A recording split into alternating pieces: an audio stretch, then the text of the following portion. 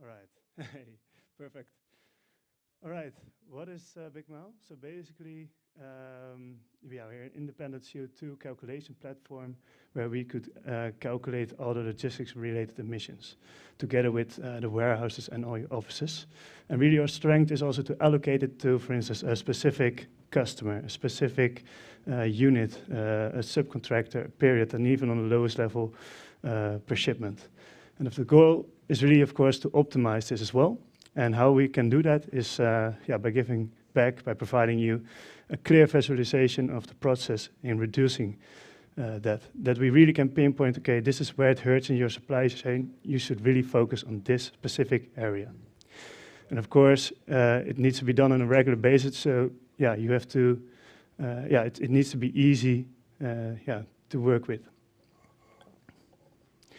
All right, so basically the insights that we are giving are the absolute versus the relative carbon footprint, to speak in terms, of course, of the science-based targets.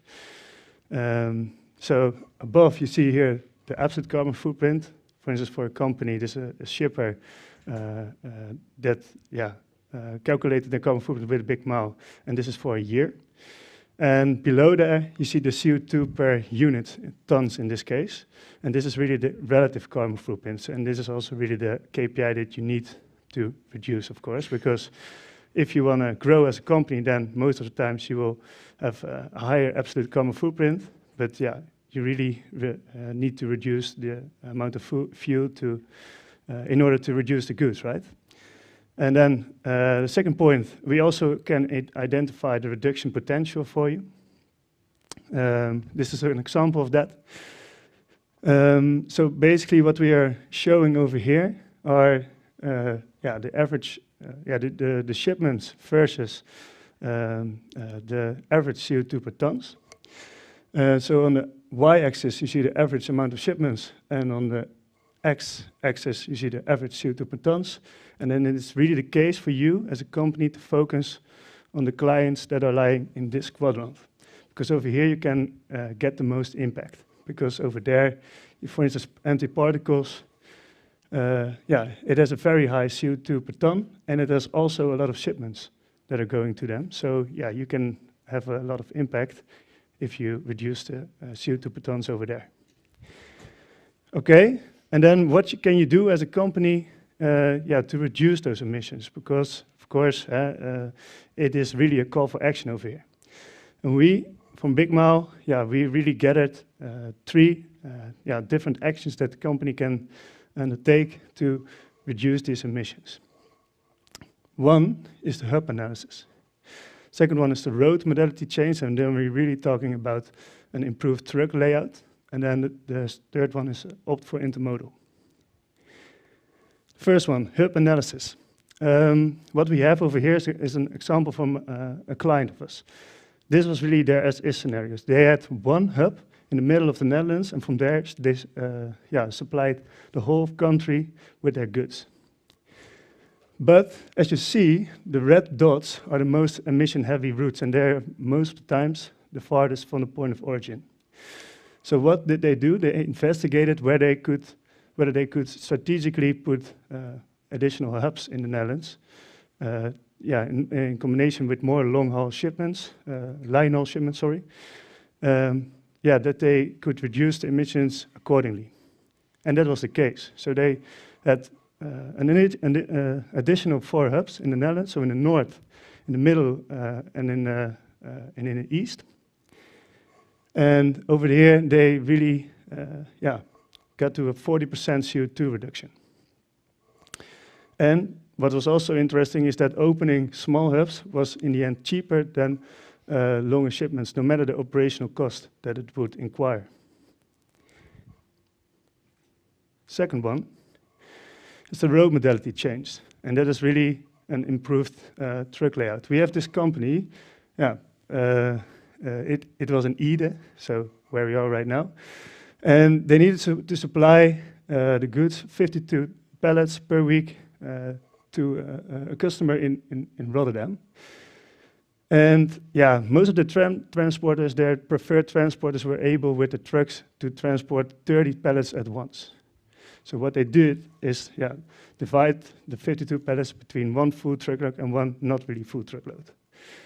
So they thought about, how could we improve this? How could we, let's say, reduce the emissions over here? And one thing that they were one thing that was really interesting is that in their trailers, they had, however, there were already 30 pallets, they had still a lot of space left in the top of the trailer. So what they did, they created a multi-story trailer where they could, transport, let's say, the 52 pallets at once. And that really, got an improved truck layout, and that led to 25% CO2 reduction. And also, of course, less congestion, which is also really important. Of course, it is costly, but it is future-proof, and this is a very nice example of a collaboration between the carrier and the shipper. Third one is opt for intermodal. So what this company had, there was a transporter.